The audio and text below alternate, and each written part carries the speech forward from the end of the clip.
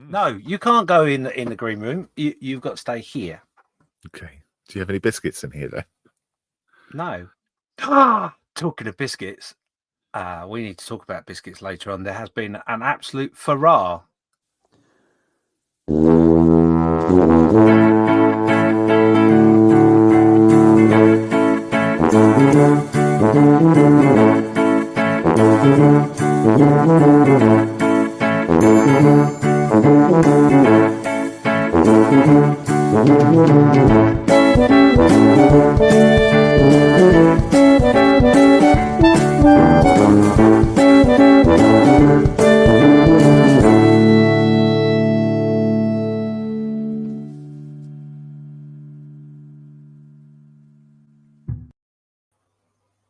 Oh, you left the green room door open. He's not meant to be in yet.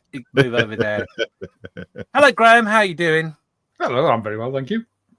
Cool. So, yes, thank you for joining us this evening or this morning or whichever time in which you are listening to this podcast, watching this podcast, etc., etc. As you notice, we've got a special guest with us on this one.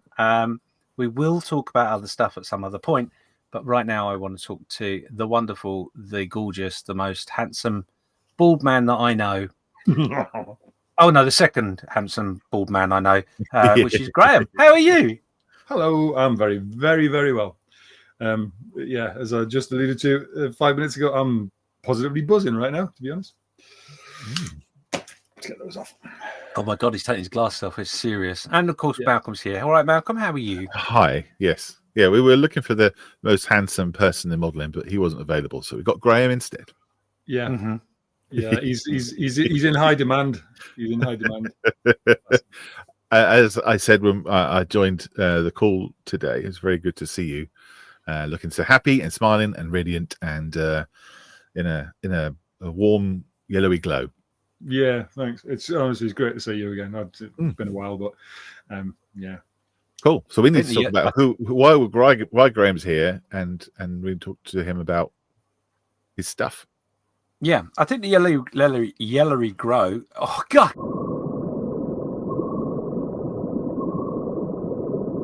Can I say that again? He's got a growth that's yellow. Did you know that?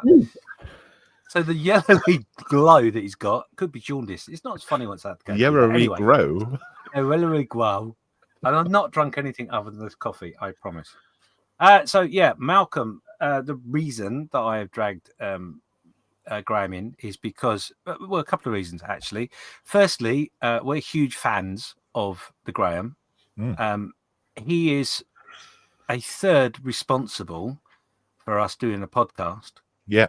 And I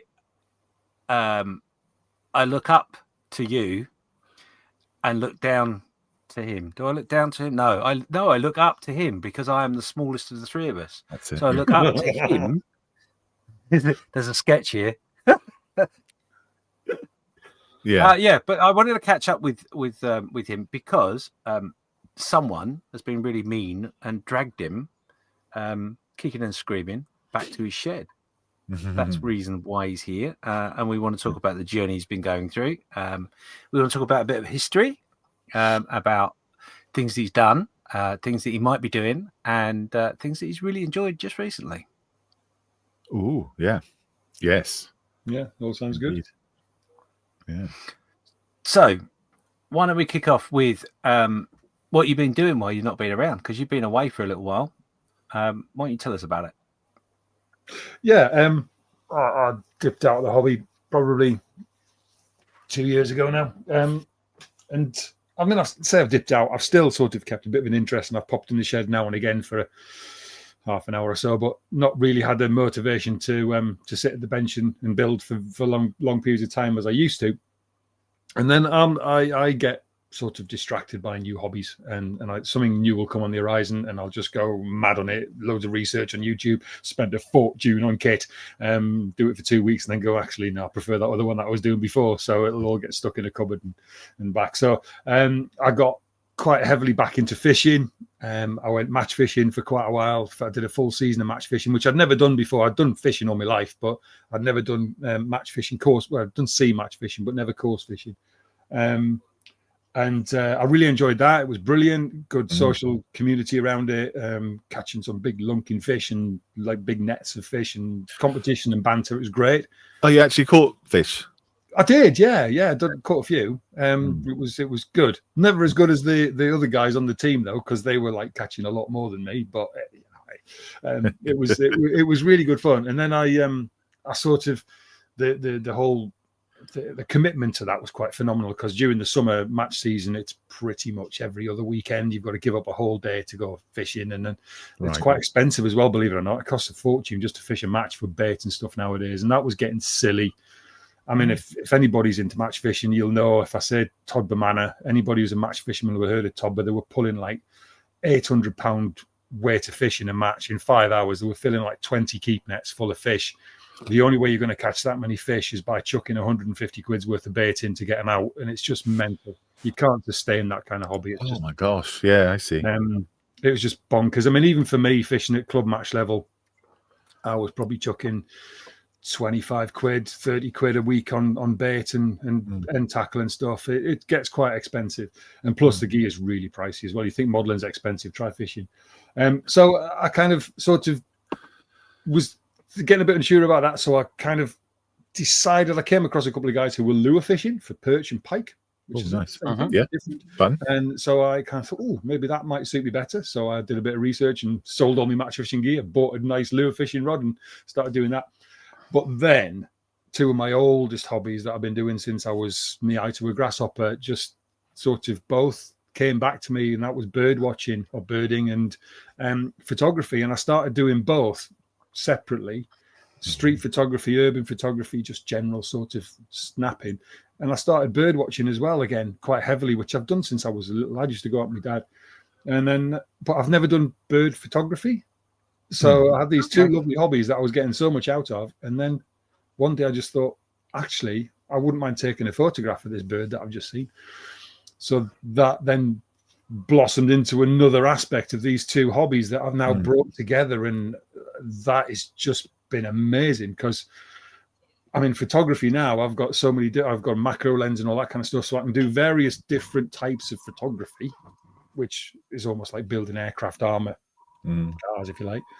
And I've got the bird watching as well, and I can just go out with binoculars if I want, or I can take my camera out. And yeah, so that's basically all consumed me over the last 12 months or so. I've been heavily into photography and birding and both. Not so much the fishing. I've kind of shelved that to one side because that's just taken over. Okay. What about your camping? Can you do wild camping and bird watching and photography and fishing all at once? Not really, no. The wild camping, that I still love it, and I would love to go, but that wipes me out for a whole weekend because by the time I've driven to the Peak District latest, wherever, hiked up a massive mountain, pitched my tent, camped on top, hiked all the way back the next day, it's 2 days gone. And my missus is wonderful. She let me do whatever I want, but I just don't feel comfortable being away from home all weekend that often. So I haven't actually done any wild camping for ages. Plus, the type of wild camping that I do when I do it is what we call. I was heading for ultralight many years ago, but I'm more sort of lightweight camping now. So anything that I take, I bring back with me. So I go and I camp on a mountaintop. We don't have fires. We just have a little stove. There's no sort of, and you carry as little gear as possible to keep you alive, basically, but comfortable. So no, I couldn't lug my big camera up there. I wouldn't even take a pair of binoculars because it's too heavy. Might take a camera. In fact, I bought my camera. I got back into photography and bought the new camera after I went wild camping again, when I'd had a year or two off wild camping, because I thought I wanted to take some landscape photographs. And since I bought the camera, I've never been wild camping again. But the camera's been the sort of crux of my life, basically, outside of work and family. A mate of mine lives in the village, and we met through photography about probably 17 years ago now, something like that. And we're pretty similar on it in a lot of ways. We're into the same kind of things, science and nature and all this kind of stuff. But we'll often just drop each other a message on a Friday night. Are you free this weekend? Do you fancy doing something? Like, yeah, what do you fancy? And we'll just pick a place on a map. And we'll just go there and take some photographs. So I've been to like Knaresborough, the Hebden Bridge. Hebden Bridge is lovely, by the way. If you're ever up this way, go there. It's a beautiful place. As is Knaresborough and York and Sheffield and Lincoln and all these places. We just go to random places for weekends and for a day on a weekend and take pictures. It's brilliant. Is Knaresborough the place that's got that big aqueduct by a river and a cave? Isn't there a cave in Knaresborough or something with a witch in it? There's Mother Shipton's Cave, yeah. Right. I didn't dream that then. It's a lovely place, lovely place. It's not far from Harrogate. Harrogate, yes, that's right. Yeah, beautiful place. And then we went to Hebden Bridge, which was just somewhere that I'd heard of and thought, oh my God, I think Happy Valley might have been filmed there. Yeah, it was. Sarah Lancashire drama that was on a few years ago, which was amazing, by the way. And we went, we just took a drive up. Wow, that's just a lovely little place. We had a lovely day up there. It was brilliant. Found a lovely coffee shop by the canal and all that kind of stuff. And that's just me and my mate. It's not even me missus. It's just me and the mate. But I've had loads of adventures since I got back into photography. And again, that's my weekend gone and day with the missus, and we go for walks and stuff. And it's just So modeling's taking the back seat. It is. It's all hobbies and it's all wholesome stuff. Absolutely. There's nothing wrong with that at all. No. Go on, Malcolm. You've got some questions. I know you have. I've got notes. I've got notes. Okay, so in that case, I will ask you. So obviously, we've known each other for quite some time. A long time. Oh yeah, far too long. And I've kept in touch with you while you've been looming around, doing your birding and other bits and pieces. So, what have I done to you over the last? Is that the right question to ask? What have I been doing to you over the last couple of weeks to get you back in the shed? Just talking to me, basically. That's all you need to do. You're just one of those people. You just start talking, and people go, "I want to listen to a bit more of that." No, in all honesty, the reaction I get from people, they run. The thing is, you do though, and what was it? I think it's 7 years, 8 years we've been mates, something like that. About 7 years. And you know me pretty well. We've spent a lot of time chatting together, and we know each other really. And you know what makes me tick, and you also know what buttons to press. And I think I might have given you a sniff that I was thinking about getting back to the shed, and you were on it like a pit bull. And then it was just like, oh, here's a link to the Discord chat. Come and see me in the shed. Come and have a chat. Oh, there's this model it could build. And within a couple of, I don't think it took long. I think, I found the ruler that I was looking for the other day. I think it took a day or two of persuading, gentle persuasion, I might add. And I just dropped him a message and went, right, I'm going to the shed. Cool. And he was on straight away. Here's a link. Join me. And I have to be honest. I have to be honest with you. Is that yes, I've been prodding and teasing and that, but the decision of going to shed was all yours. It was, and I think it had to be. It was like when I stopped smoking all those years ago. You try stopping smoking, because you think you've got to, and it never happened until the time when I actually wanted to stop smoking, and flags went out the window. And 20 years later, I've never touched one in all that time, and it was. I think it needed to be the right time, but all the stars aligned, and it just I can't believe how quickly it took over. It got hold of me again. I started, about 3 or 4 months ago, I bought the Airfix Sea King, and I came in here and I was all full of like, oh, this is brilliant. It's a wicked kit. This is going to get me back modelling again. And I did an hour or two, and then there was just no enthusiasm to come back. Well, I've done 2 little 172 Airfix kits in the last 2 weeks. That's more than I've built in the last one. No, it's not. But and I'm enjoying being back here, and there's motivation. I want to get back and get the next stage done, and it's all down to him over there. It is. You ever seen Inception, Graeme? No, I don't think so. Okay. Well, viewers at home, I'm sure, have seen Inception, and if you can imagine James being Leonardo DiCaprio, and Graeme needs some imagination. Well, it's a good job it's not a visual medium. I mean, you've never seen James Skiffins and Leonardo DiCaprio in the same room at the same time, so that tells you something. Absolutely, yeah. That's the thing. And Graeme is the other guy from the film, which I can't remember the name of, but he is the guy who puts ideas in people's heads, and then that makes them think that that's their idea, and so that's why they believe it and follow it in the film. So maybe that's what James has done. He's led you to the shed, but you're the one that opened the door to go in. Yeah. I think it's however it's happened, however it's manifested, it has, and I'm just really glad that it has. Really. So what have you been building? Tell us what you've been up to. Well, I had, like I say, started building the Airfix Sea King, and I kind of came back and I thought, well, I could just carry on doing that, but I kind of looked at, I'd still had the bits on the bench from where I got it and walked out a few months ago. And I thought, I'm a bit overwhelmed by that. So I thought, right, I'll put that back in the box. And I don't like doing this because I've done it so many times where I've started a kit and then I've gone off it and then I've started something else. And I just looked around and I had an Airfix Mustang, Mark IV Mustang, 72nd scale starter kit sitting on the shelf. And I thought, I'll just knock that up because I know it'll be a quick build. I'll get it rattled together. I'm really not bothered how it looks at the end. I'll literally build it and just chuck it in the bin. It was never planned to be anything I was going to cherish or, spend a lot of time on. I just wanted to get a kit built and painted. And I've done it. I still haven't put the decals on it, but it's there. It's painted. It's pretty much finished.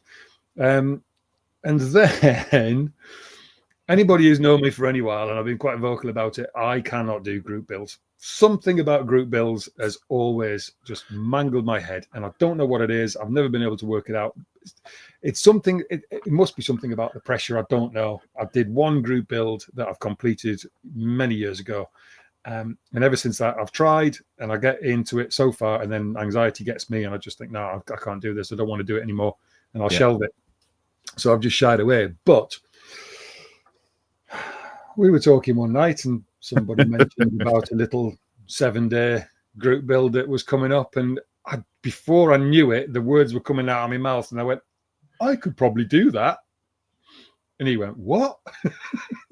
And I had a quick look on my shelf because it was a 72nd scale build, and I've got the Airfix Stuka, 72nd scale Stuka, which I've been told is a good kit, and actually it is a lovely little. It's not perfect, but for a little cheap 10 quid kit, it's really nice.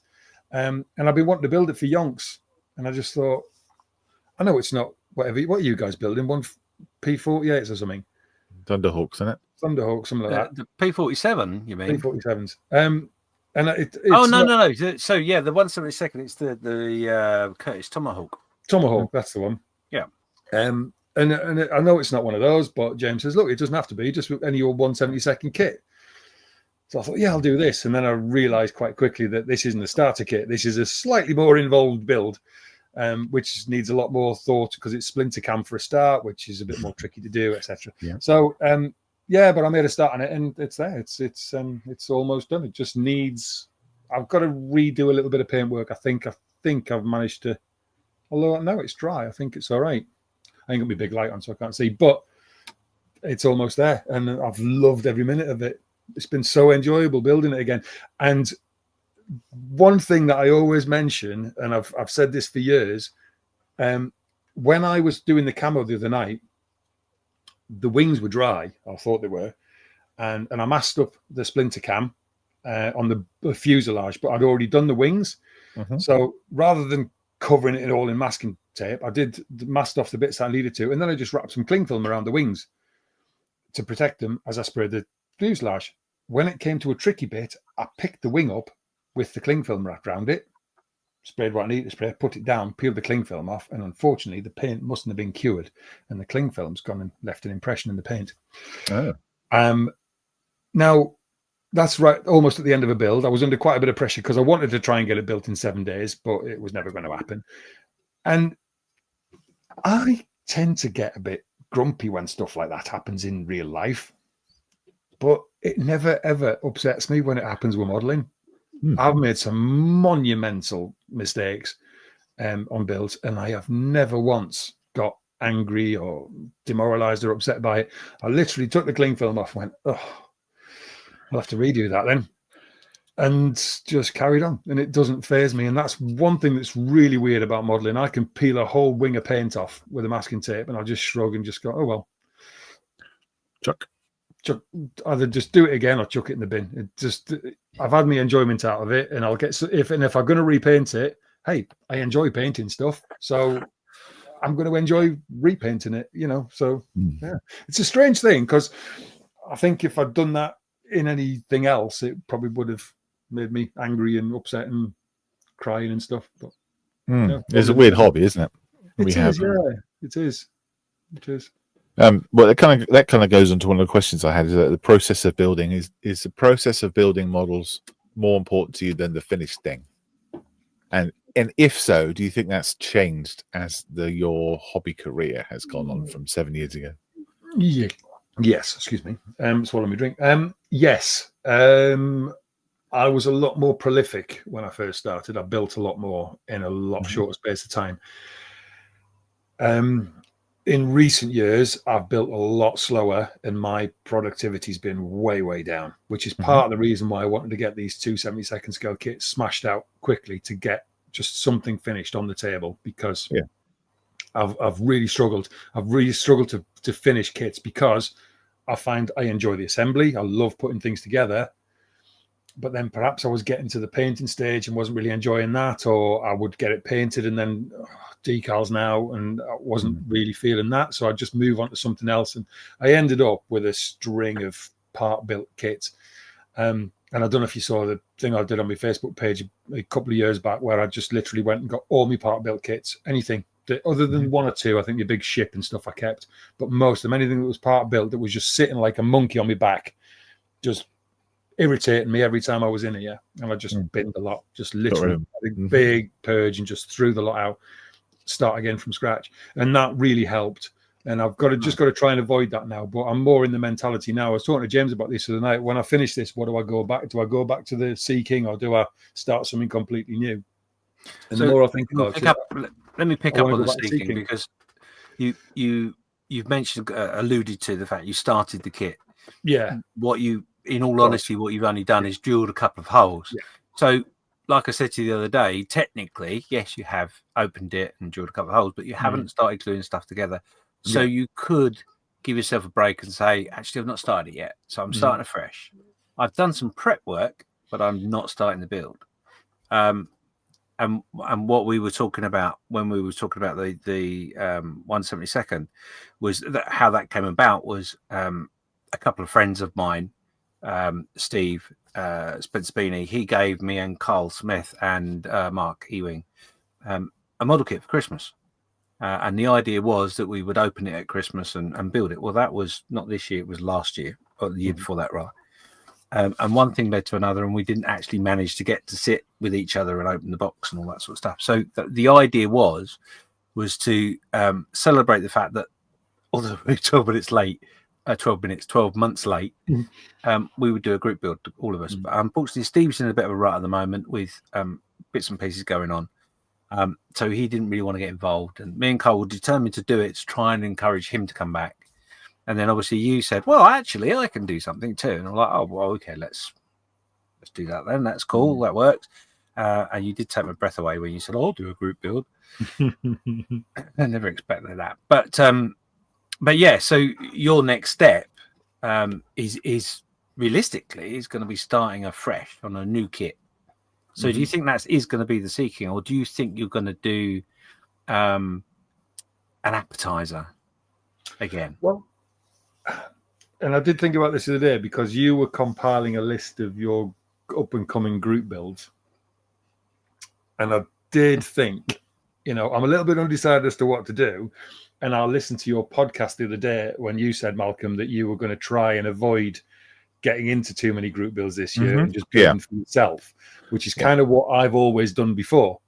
But then I thought, well, if I'm a bit undecided as to what I want to build next, why don't I jump on a group build, and that'll steer me and go the other way. Good thing about group builds is it gets you building stuff. Yeah. And you end up making friends because you're chatting to people all the time. And, as long as you don't get bogged down within the pressure of getting stuff done, and group building is the only thing you're doing. And that's the thing I found this year. I had loads of fun, loads of group builds, but I still got loads of kits on the shelf that I want to build, and little projects in my head that no one else is ever going to make a group build for. You know, you got to do a year's Red Arrow diorama. Okay, it's going to take you a year. That would be a group. It's not ever going to happen. So I have to kind of break away just for this year. And then James tickled me with the group build feather duster, and I did fall over a couple of times. There's a couple of group builds that James has come up with that I'm going to join. But this year is I'm building for me just to get some space on the shelf. Yeah, that makes sense. But I mean, my sort of stash is so varied. I can probably find something to wedge into anything. So I don't know. That's probably something we'll chat about over the weekend, James. I think, and see what I can come up with.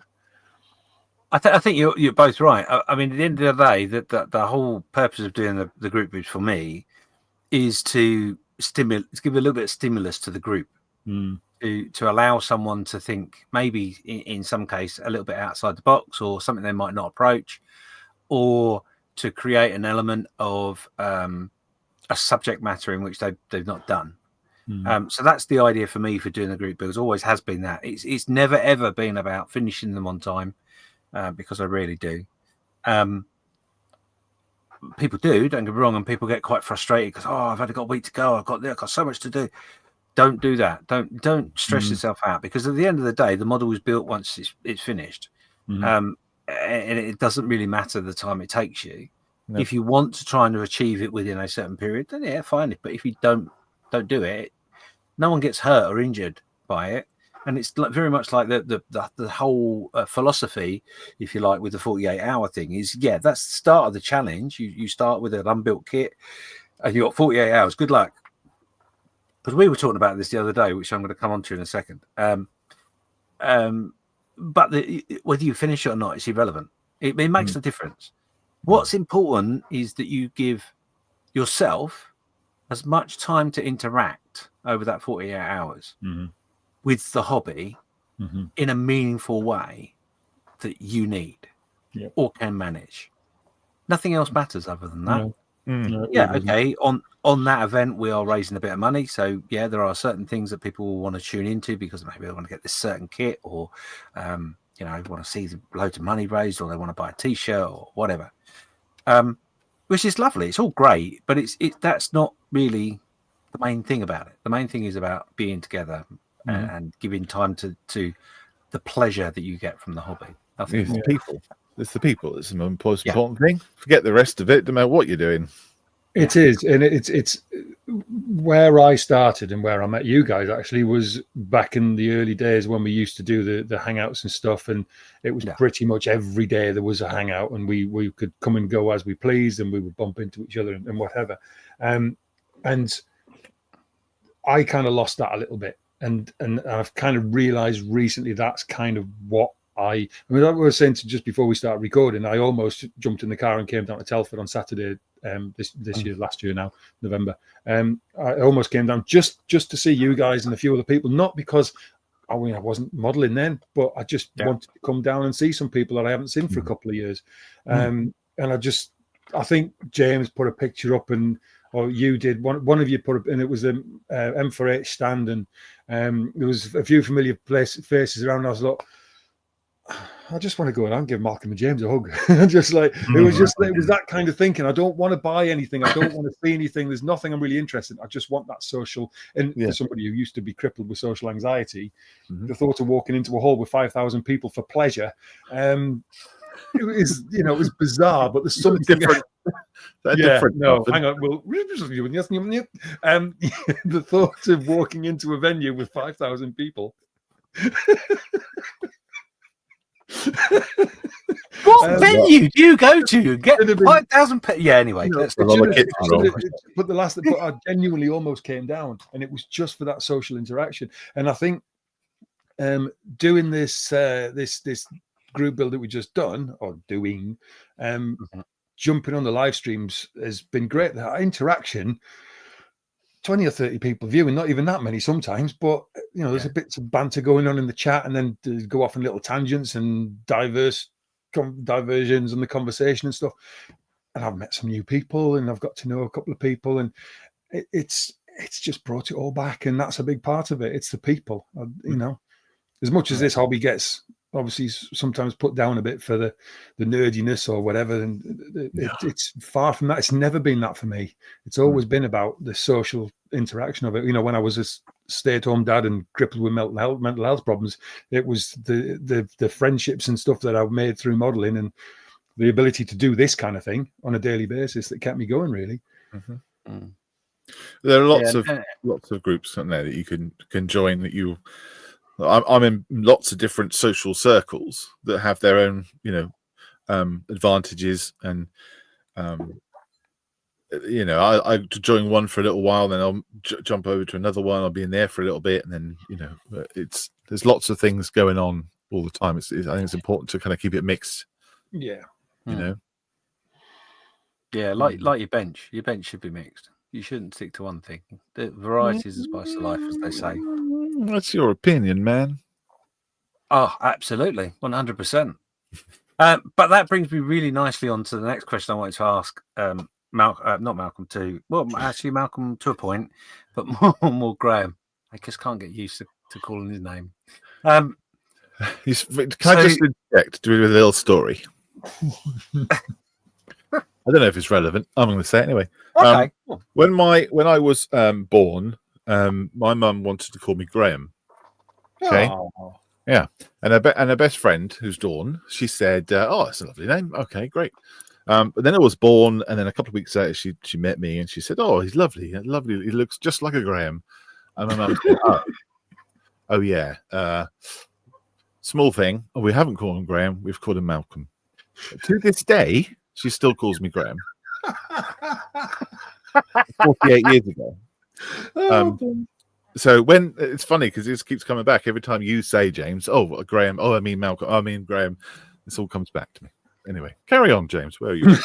I like that story. That's good. The problem is I'm going to start calling you Graeme now. You know that, don't you? I'm used to it. It's going to get stuck. Well, here's a little trivial fact. If you're on that subject of strange names, my name's not actually Graeme. Oh, you couldn't write the comedy, could you? You couldn't write it. Well, no, that's not strictly true. My middle name is Graeme. My first name's actually Alan. No. But I have never been called Alan, other than like on medical forms and stuff. I've never been called Alan since I was a kid. Mic drop. Yeah. There's Ow! And I don't actually like the name Graeme. I don't like saying it. I don't like it at all. But so might as well very quickly. At 2 weeks old, in Sunderland General Hospital in 1973, I had something wrong inside of me, and they thought I was going to die. Basically, I had to go in for emergency surgery. Well, my parents were both police officers in Sunderland at the time, so the doctor came up and said, "We need to operate on this baby quickly. He might not make it through." So, although my parents aren't religious, I thought, well, it'd probably be a good idea to get him christened then. So they said, "Is the hospital vicar around, the chaplain? Could he christen him?" And the chaplain said, "Yes, we can. You need a godfather." So my dad literally went out into the street to find the nearest copper that was on the beat that he knew, who was a friend of his, and he was called Graeme. So he brought him in the hospital and said, "Do us a favour, be a godfather for me kid in case he dies tonight." And this guy called Graeme, spelt the same way as me with a Scottish spelling, A-E-M-E, was apparently my godfather. I'd never seen the bloke, got no idea who he is. Wow. No idea, never ever seen him. So they thought, right, but they wanted to name me after my dad, when my dad's called Alan. So they called me Alan with the middle name of Graeme. But then as the time came for me to be sort of called stuff, my mother thought, well, it might be a bit confusing if I've got two Alans in the house, so we'll just call him by his middle name. That's Graeme. That's funny. But it gets better, right? Because having spent most of my life going around, filling an official form in, and I fill it in as Alan. And even now, I'll phone somewhere up, like an electricity company or something like that, and they'll go, "We just need to ask you some security questions. What's your name?" And I'll go, "You'll either have it as Graeme or Alan." I don't know. I can't remember which one I used. I've had bank accounts refused. I've had bank accounts. Well, no, your ID doesn't match. This is not Graeme. And I go, "Oh, no, but it is, but it's not." And then one day, tell them the whole story. My parents moved to Spain, having me hated this name. My dad and my wife are walking down the seafront, chatting away, and my dad just comes out and went, I always thought when he turned 18, he'd just start calling himself Alan. Oh. I don't know why he didn't. Oh. And I was like, well, why would I? Yeah. Why didn't you just call me that? Finally, I get to call myself my own name. So anyway, that's that. There you go. Oh, very interesting. Well, Thank you, Alan. I feel like I need to confess something, but I've really got nothing. I mean, there's lots of names people I call bet me, you but have. I can't repeat half of them. You've got stuff to confess. Well, yeah, not on this podcast, I haven't. Anyway, so back to Sorry where about we that. started. That's right, Alan. There you go. I'm going to call you Alan and him Graeme. Brilliant. Malcolm's left the room, everyone. You've forgotten who he was. What were we talking about? So I was going to ask him a question, of which you can answer if you wish to, Bob, or whatever your name is. I don't care. Yep. Oh God, yeah, get my brain back. Yeah, so okay, so you've returned to the hobby. It's been a few weeks and stuff. Now, as Malcolm has alluded to, I am very much renowned for dropping the odd bomb, Yeah. IED, whatever, Mm. here and there. So my question for you is: in 2025, is there? And Malcolm, you can answer this if you wish to. I think I may have asked him already, but you can answer. Is there anything, a technique, a way to do your model making, something that you've been itching to do and never had the courage to do, that you're going to tackle this year? Yes. 100%. And that is buildings. I want to do a building. And I spoke about this the other night because that's one of my options for my next build. I have a mini art ruined house type thing. And I took it off the shelf and looked at it again the other night. I want to build a building. Build a building? Yes, build a building, because you do build a building. Yeah, that's something that I definitely want to do. And building / dioramas, vignettes, whatever you want to call it. Because I've only ever done one, and I want to do some more. Is that a transit van? What? Yeah. Wow. Yeah. See, look how good I am. See, You're really good. And do you know what? This came up on a live stream the other night, didn't it?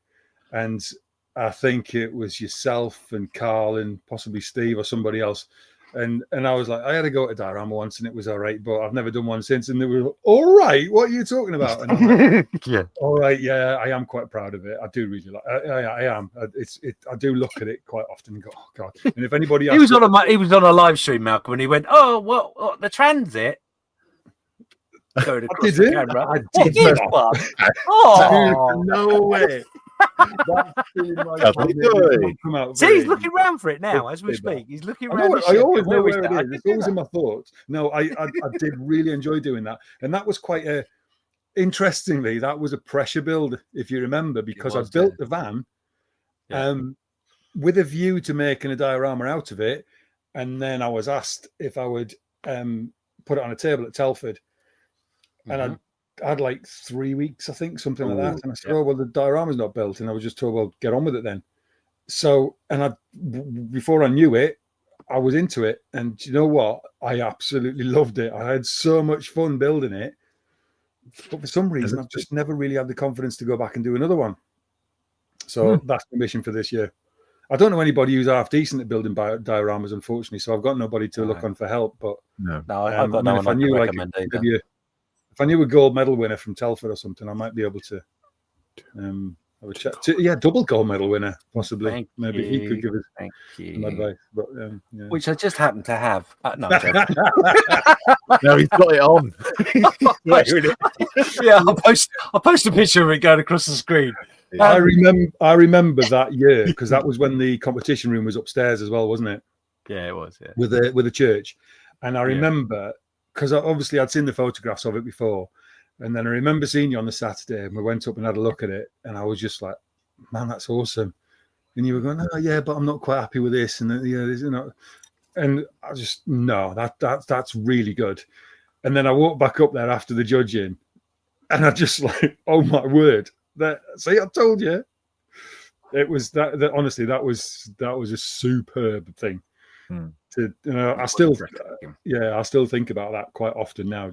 It was just so good. But then it's a high bar to try and meet. You see. Well, it is when you go from the second one. But I suppose the third would be worse. So with this building, I've not said this to you before, but you might be interested to know that obviously when we were talking about you maybe doing building and dioramas and bits and pieces, you were talking about a diorama piece that was versatile, so it could be used with lots of models, etc., that you may build over a period of time. However, there is a little challenge I want to throw out to you with this. Go on. He does this a lot. Yeah. Oh, did I not tell you this? It's in the script. So for Telford 2025 on the Friends for Models Heroes table is a theme of hobnobs. Yep. Right. Okay, so I reckon if you're very, very clever with a little bit of tweaking here and there, you could manipulate the building you make into a hobnob factory that's been bombed. Yeah. I've got another idea. Oh, really? Let me hear all about your idea. Do I want to say this publicly? Yeah, say it, because no one will hear it. Don't worry, it's just between. No one listens. Well, one of the things that I talked about, because I pulled the mini art ruined house off my shelf, if you remember, and then I said, I wouldn't mind having this, just build it and maybe put a bit of foreground in there. And then if I build a tank, a World War II tank, or my little blue armored car that I built, I could just drop it on the scene in front and it would do as a little backdrop instead of using one of those little back scene things. And then I said, but I've also got the mini art European tram with the scenics that come with it. And the kit, it comes with a cobbled street and park benches and all that kind of stuff. Yeah. Now the tram has advertising hoardings on it, doesn't it? Yeah. Which, all right, there's some in the kit, but I'm sure somebody could print some advertising with hobnobs on. And I know it's Europe and they didn't eat them in Europe, but I'm sure they had something similar, hobble nobbles or something. They must have had something like that in Berlin in 1943 or something. McVitie's, don't know when they. Yeah, but you could do certainly. But hey, it's my model. Yeah, right. Yeah. But yeah, so that is another option, and I mean that would be quite a big build. What's held me back off that build, because I've had that for a good few years now, and it's an amazing kit by all accounts. Typical mini art, loads of tiny bits, difficult to clean up, but apparently it goes together pretty well. I just can't decide what to do with it. Do I do it nice and pristine, as it would be running? But I've got an idea. I want to do it all bombed out and but that is a lot of work and it's a big risk on a kit that size for me to start chopping that up. Whichever way you go, you'll enjoy making it, because you're only you could at the end decide whether you're going to make it bombed out. No. I've got the talking stick. No, you've got the conch. Sit back, Alan, John, whatever your name is. So, actually, no. I tell you what you need to do with that is to do all of what you just said on one build. What? Okay, so you've got a tram from Mini Art, which I'm assuming is the passenger tram. Is that right? Yeah. Okay, and in that kit you've got a base, so it's a cobbled street with tram lines, and you've got your overhead wires, pieces, whatever. Yeah. You don't know whether to do it pristine or bombed out. Oh, you're going to tell me to do a half and half, Bill, aren't you?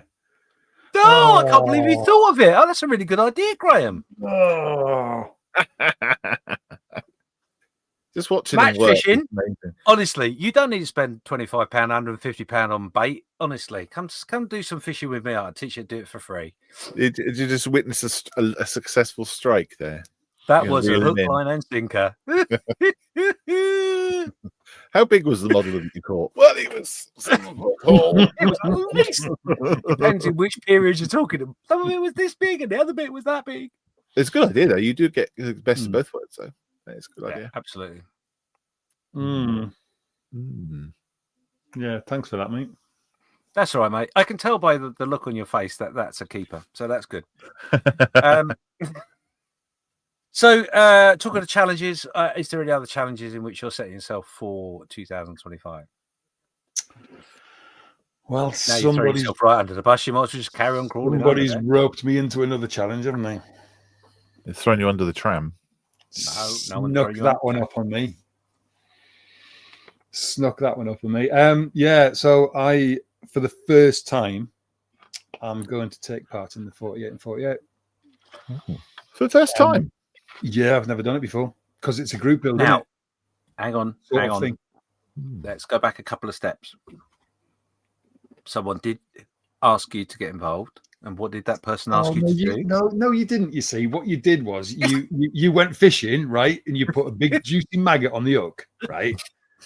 But the maggot was massive, right, and the hook was tiny inside, and it was really well hidden. You'd hooked it to perfection. I mean, there were match fishermen who would have been really proud of how well you presented that bait, because, as I've mentioned a couple of times, this stuff that we're doing now, chatting on the internet waves, whatever they're called these days, I love it, and I always have loved it, and you all know that I love this stuff, and he knows that I love this stuff. So he said, "Mate, I've got a question for you.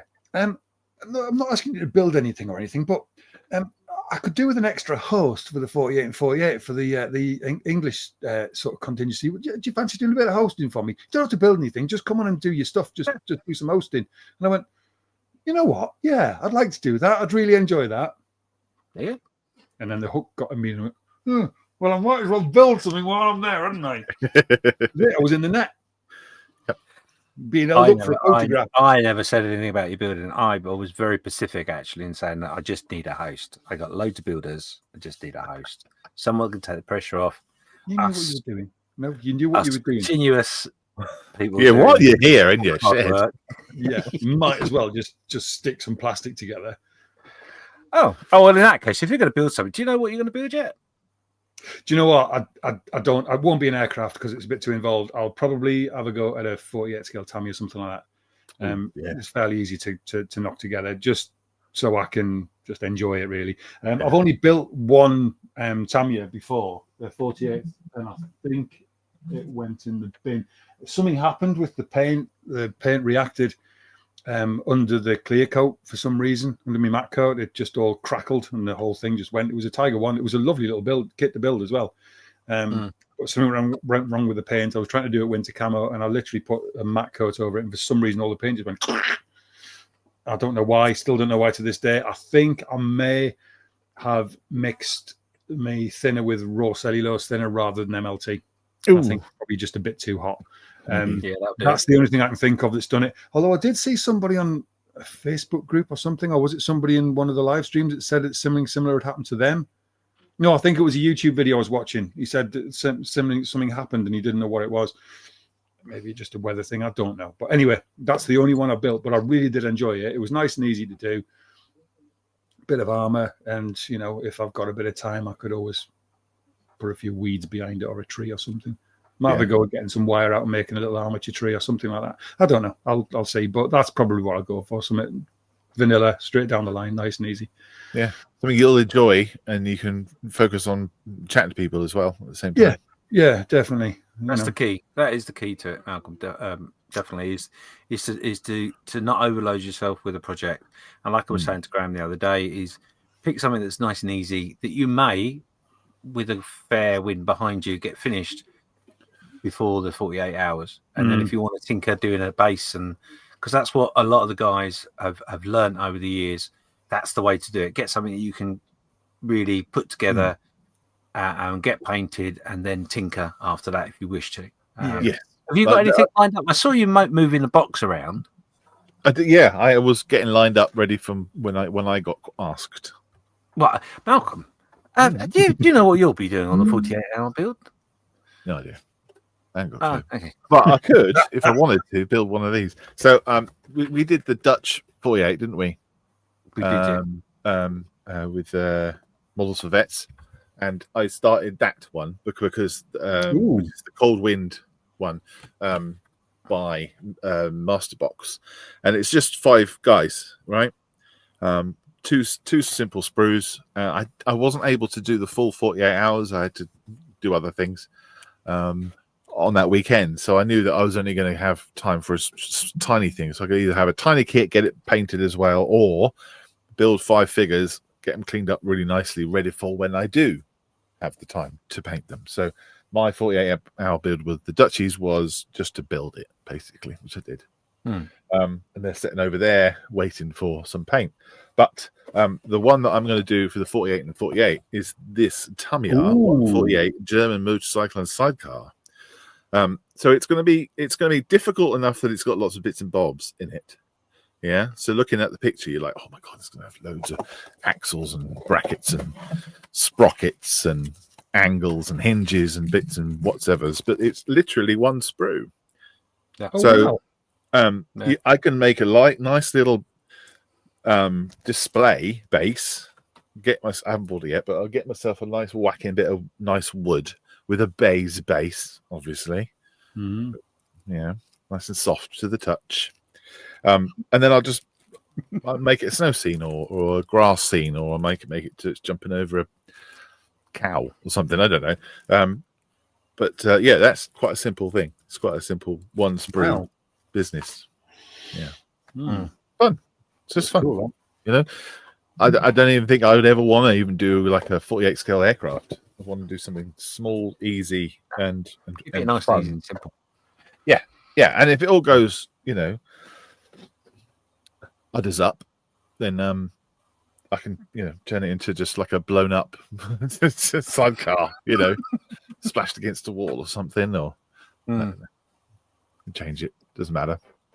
And those kits are only a tenner, if that. Yeah, it's a good choice. I did that one last year, or year before, I think. You did it in a barn, didn't you? I did, yeah. I did it in a picture frame in a barn. It's still not finished, actually. Funnily enough, it's up there, but it will be done. Cool. That's my plan. Yeah, I haven't actually chosen anything yet. But for the Dutch's 48-hour one that we did, I actually did a 1/16 figure, which I absolutely loved doing. It was just so enjoyable because it was a kit. It came in parts, like 3 or 4 parts, but it was lovely, and it was done the base and all that and the other. It was I didn't really think that hard about it, but I had managed to figure out a way of doing it, which made it a little bit more fun and interesting. But yeah, I don't know. I sort of stuffed myself. That one from that, is it Crazy Figures or whatever they call it? What's that company that 3D Gizmo. 3D Gizmo. I knew there was some kind of crazy word in there. Gizmo's a crazy word. In my head. I knew. Yeah, it's the Russian sniper by a fire during moonlight. Okay. Because why wouldn't you? Crazy. It turned out all right. That it wasn't too bad. It wasn't too bad. Right. It's not. No. I'll quantify the reason I'm saying that is because I know quite a few people, and I badger them with pictures and please give me advice and stuff. And there were a few elements that were pointed out to me that weren't quite right, and that I could improve upon, etc., which I haven't done yet, but I will do. But yeah, it was a learning curve. The whole point was it was something I'd never done before. It was complex in what I was trying to achieve, but it was simple as in putting the stuff together, etc. So it was just more about sitting and taking your time and thinking about what it is you're trying to achieve and etc. Which was really phenomenal for me, because normally I know I'll build this 148 biplane while building a house that it smashes into with a cow flying in the opposite direction. Yes, I think what you set out to learn about doing that object source lighting technique, didn't you? And you did. Yeah. You learned loads by doing it. And that's the only way you're going to learn in this hobby, is by doing stuff. You don't learn by watching the videos, and you don't learn by reading books. You learn by getting the kit in front of you and messing it up a couple of times. And I that's think how you learn. That's one of the reasons. Because I mean, I don't mind revealing this because I think I dropped him under the bus earlier. But Graeme was one of the two people that were in a hangout when we were talking about the group builds for the Model Officers Mess. And we were talking about the stitch up build and all that sort of stuff. Realistically, the 48 hour, the one thing I would say about the 48 hour, the fact you're under a little bit of time pressure and you're doing something different and something new is actually quite beneficial. Maybe not to everybody, because I'm sure it might not work for everyone, but for me, it seemed to work really well because I was under that bit of pressure, bit of time pressure, and the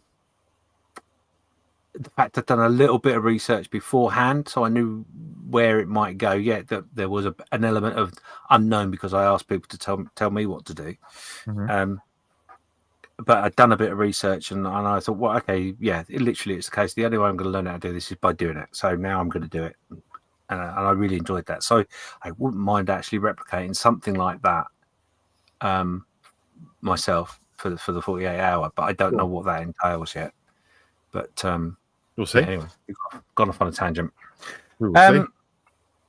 That's cool. So you're back in a hobby. Obviously, the other hobbies are still there. You're still doing stuff. We've roped you into some stuff and set you some challenges. So that's really good. One thing I wanted to touch upon was obviously we alluded to it at the beginning of this particular episode where we both, Malcolm and I think I'm right in saying this, you were a third of the reason why we got into doing podcasts in the first place. Is that an itch in which you feel you need to tickle or have been tickling? Or where are you at with that? Because or maybe it's something in which you've tickled and you've had your relief from it. No, definitely not. I definitely need to tickle that spot a little bit more. We've talked in our little chatty group about potentially exploring something a little different from the norm. And I've actually had some really good ideas. Well, I think they're good ideas. I've had some thoughts about that in the last few days. I think we mentioned on the stream the other night, didn't I, that I was missing it. And I just want to get back.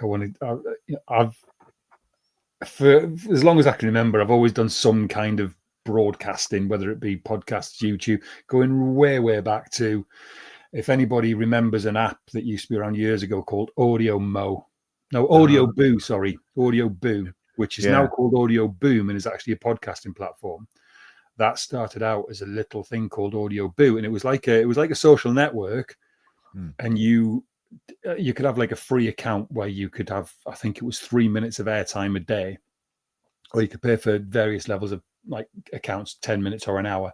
And there was this community built up around, because I tried doing a written blog many times, but back then using WordPress and trying to edit and make photos fit, and you got to learn a bit of code, and I just couldn't do it. But I wanted to get my thoughts down and stick them out publicly. And then through some people I know on Twitter, I knew on Twitter back then, I just sort of saw this Audio Boo thing pop up, and I looked at it, and literally it was almost like a social network where you would just record some audio, press upload, and ping, it would go up on this network, and then loads of people could look at it and listen to it. And this community started up where, so I might just switch my mic on and just say a load of words, and then somebody else would listen to it and then reply to me, and that could be like a day or two later, and then someone else would pick up and they'd reply. So you had all these like asynchronous conversations going on, and it was all done through the medium of voice and audio. And then there was various challenges with music challenges and those kind of stuff where you would record music for a week or something like that.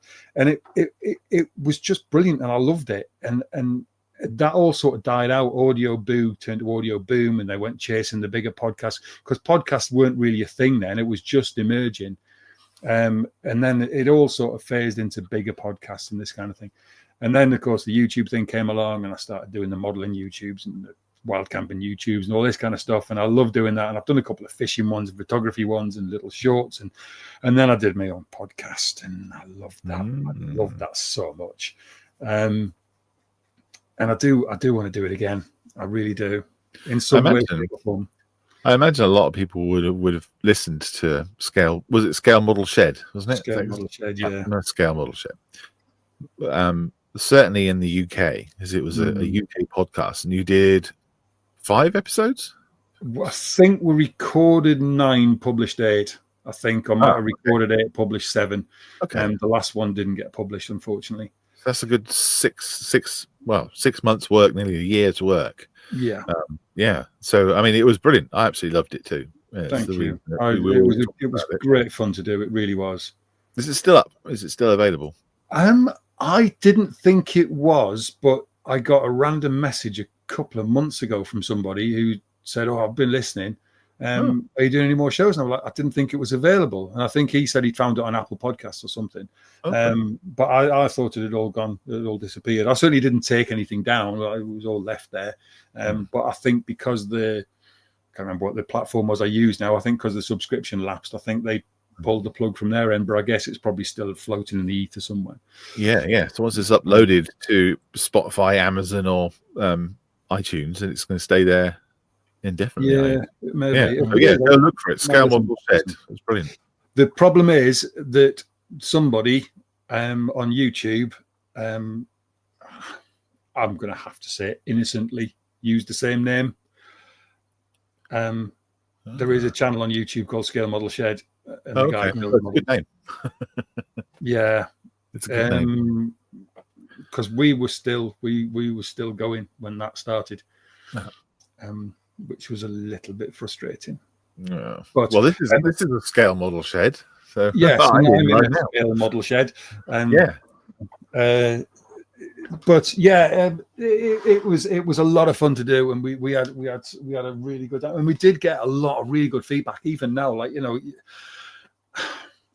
it is humbling to hear people say that. I dropped somebody a message the other night, or I mentioned somebody when we were doing a stream the other night, and I said I admired his work, and he actually sent me a message. I won't name him because I don't want to embarrass the guy, but he sent me a message just saying, I really appreciate what you said about me work tonight. And he said, I don't really, I feel a bit uncomfortable taking praise off my peers, and I get that. I totally get that. But as much as it's humbling and some a little bit embarrassing and squeamish, it really does boost your motivation a lot when people say you did that, and I think I really like it, whether it be a model kit you built, a podcast you produced, a show you've done, whatever. And there are various people who've now gone on to do really big podcasts, and this is what started it. It was you guys, and we're like, wow. It's amazing, really, to think that just 3 of us sitting in our sheds just managed to make such an impact on people. It's amazing, and which makes it all the more reason why I would like to get back to it if we can. Awesome. And I think also what you touched upon there was when you see something that inspires you or promotes a hobby to yourself a little bit more, or opens another level to the hobby. You really should take the time and trouble just to reach out to people and tell them that, because it does make such a massive difference to people. There's lots of model makers out there that I watched for quite some time. I've interacted with a couple of times, got to know them over time as well in some cases. And I try my best to always say to them, your work blows me away, or you don't realize how much of an impact that is, or it's good feedback, always good feedback. So you should take the time and trouble, guys. Yeah, definitely. I think there's a lot of when you got to log into Facebook or anything like that, there's a lot of negativity around sometimes, and I think just to reach out to somebody and say, you know what, mate, that's really, really good. And it doesn't matter whether that's somebody who's just done their first build, or Martin Kovac. Everybody deserves that praise, and if they've inspired you to do something, that gratitude as well. Because hey, mate, it's like you do with me. You've dragged me back in here or whatever. However we want to, make a joke out of whatever. But genuinely, that's you that's done that to a degree. And obviously I'm grateful for it. And it's, you know, and it's not just you as a person, although you are lovely and gorgeous, but the quality of stuff that you turn out, for you to be saying you should be back here doing this more because you've got some talent, that's a big thing to hear somebody say to you, somebody, you know, double gold medal winner telling you that, you know, he thinks you've got some skill. It's like it you know, I'm feeling uncomfortable saying this, but genuinely it makes me feel really good. And that drives me to think, well, you know, maybe I should put that talent to use. If it is a talent. I think at the end of the day, a little thought process that was whizzed around my head when you were talking about model sheds and stuff is I don't see this room as a model shed. I see it as a thought emporium. It's not a shed, is it? It's a room. No, it's a room. Well, it is a room. Yes, it's not not in shed club. Shed. No, you're not in shed club. We're in shed club. No, exactly. We're in shed club. Well, mine's not shed anyway. It's a thought emporium. I'll have you know. Thought emporium. Because it is. You know, it's with. I was talking. Who was I talking to about this at Telford? Rob. Robert Lane. Robert Lane, is that right? Have I got that right? Mm-hmm. If it was Robert Lane, yeah, I'm sure it was Robert Lane I was talking to. We were talking about model making and what we find, me and him, in what we do and all that sort of stuff, and what we think everyone else gets from it. And one of the things that we were talking about the story. You know, what's the story? And so many people don't realise that even if it's an object, I've got a golden nut in my hand, as it happens. It's not because I'm trying to get my nuts out in every episode when I say that, but it's because this I still haven't sent it. I know, I'm bad. It's real bad. What? But this, I know, confession. Yeah, you were right. There was a confession that needed to be said. I've said it, done. Let's move on. Anyway, this is a thought. Yeah, it's only a walnut that's gold, but it is a thought. You know, it's an inspiration. It's something that's made someone either laugh or go, "What idiot put that on my table?" Yeah. Or why does he always keep talking about nuts? That's all it is. It's just something, an inanimate object, which is easy for me to say, which can provide inspiration and aspiration. And that's all the model is. So why don't we make models and tell a story, and which is what we do. So, you know, a dioramist, I keep banging on I am, tells a story with a diorama, but you don't need to make a diorama to make a story. You just need a model, something that tells a story. You can tell a story with a single figure or a single object. You just need to put your thought process in and hope it translates. So I've gone off on a tangent. I don't know why, but I did. What's the story behind that particular nut, though? Is it a story of Well, this particular nut is named Alan, and Alan likes to be by himself an awful lot. He doesn't fall out with the other nuts, in fairness, but he does like to be by himself quite a bit, and he likes to sit and think about what he could grow into if only given the opportunity. If only someone would send him to the place that he's supposed to be going. If only someone would put him somewhere useful so he could grow. Yeah, let's move on. I think we've worn that one out. Send that bloody nut. Honestly, you are ordered to. I've got a box over there, and I'm going to stick my nut in that box in a minute. No, that's probably the right receptacle. Anyway, while I look for my box for my nuts, Malcolm, was there any questions in which you haven't said that you wanted to ask? Yes. Why do you listen to James ever? Is my first question. But you don't have to answer that. The second question is: you and I had a conversation about trains probably a year ago, 2 years ago, about railways. Yes.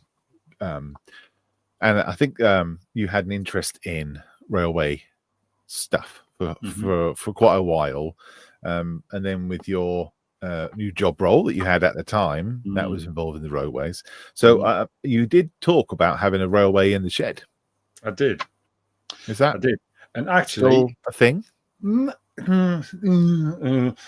Behind me, I've got a plank of wood, which is 3 foot long, maybe, and about 18 inches wide.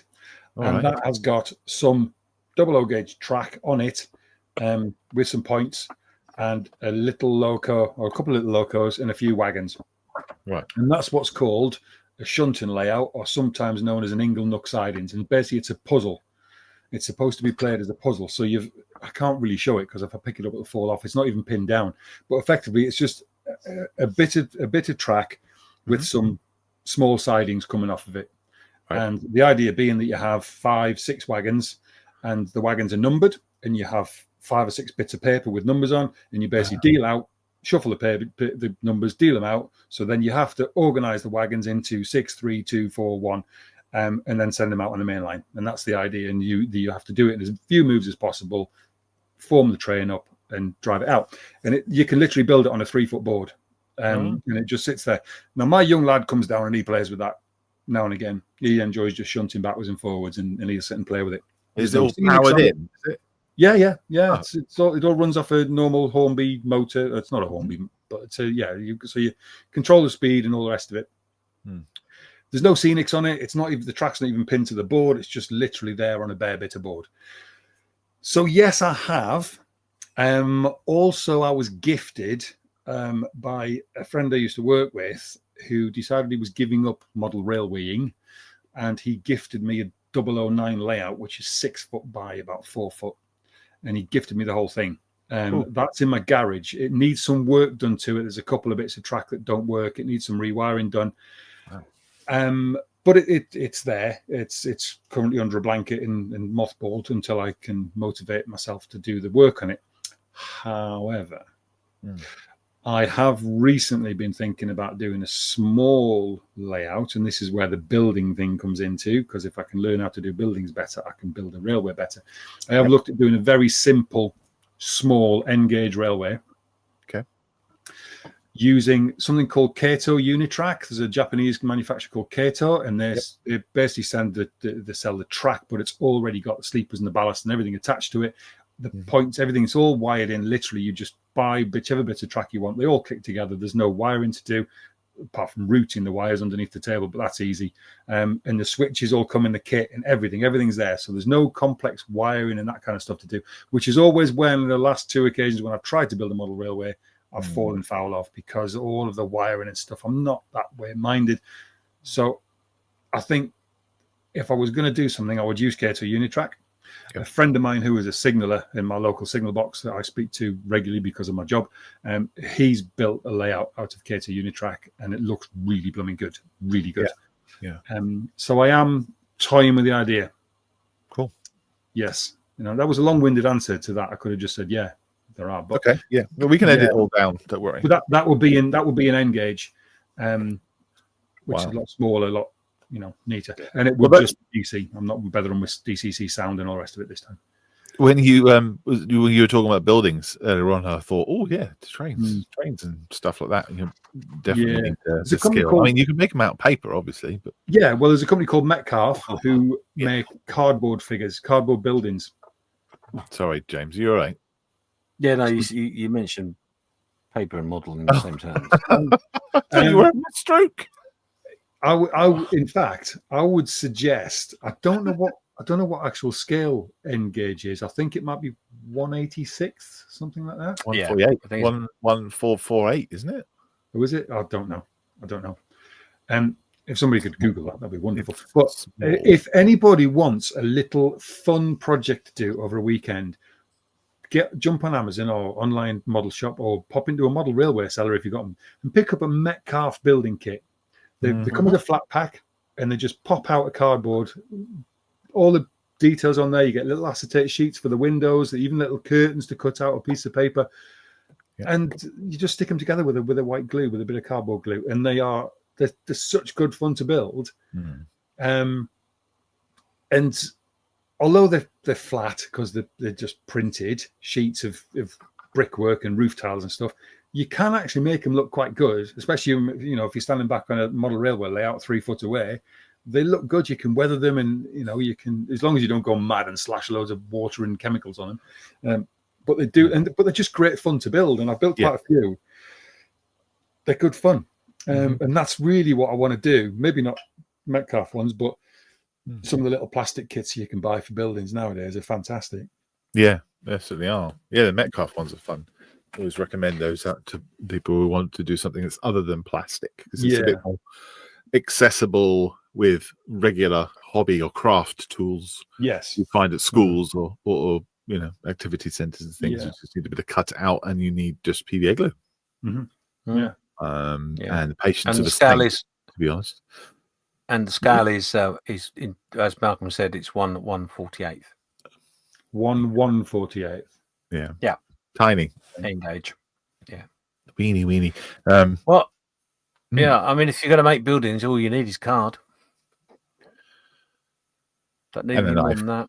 And a knife. Well, yeah, a knife and the glue, and you know, and time, patience, bit of intuition, and a ruler, and a box of plasters, a pencil, maybe. Yeah. Box of plasters. Local hospital on standby. God, do you remember when we started the paper build in lockdown? No. La. Oh, sorry, it's trigger warning. Honestly, do you know what? Funny enough, when I was revamping my room, which I have mentioned, but I have discovered behind me, in a corner of shame, is some paper models. Oh wow, the hurricane one that you were going to put up.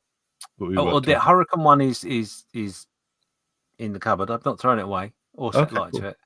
But I do have a Spitfire, a Messerschmitt, built. And I might even have a Horse glider built. No, they're paper. All right. The only time I will touch a paper model ever again is to move it from one part of the shelf to the other, or in the bin. There will be no glue, scissors. No. It sounds like Graeme might be building up to running his own paper goat build. Build them an engaged building. That'd be quite good. Yeah. Then everyone could send you their engaged building. Yeah.